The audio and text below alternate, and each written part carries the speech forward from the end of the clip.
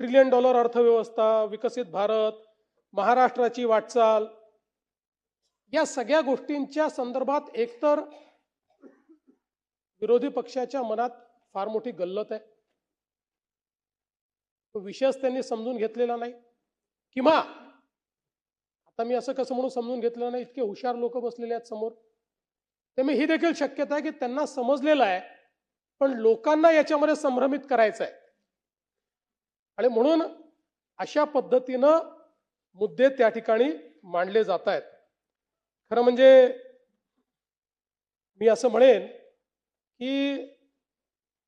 ही जी काही trillion dollar economy वगैरे आपण जी काही म्हणतोय, मंजिलें और भी है, रास्ते और भी है, मंजिलें और भी है, रास्ते और भी है, हम खड़े हैं जहां वहां वास्ते और भी है, बढ़ रहे हैं अब कदम,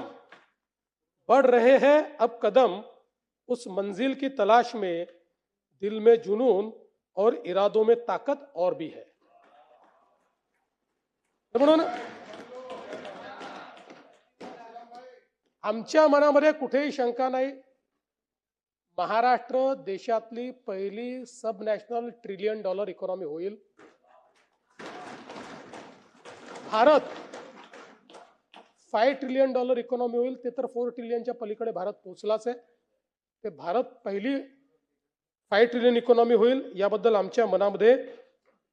कुठलीही शंका नाही.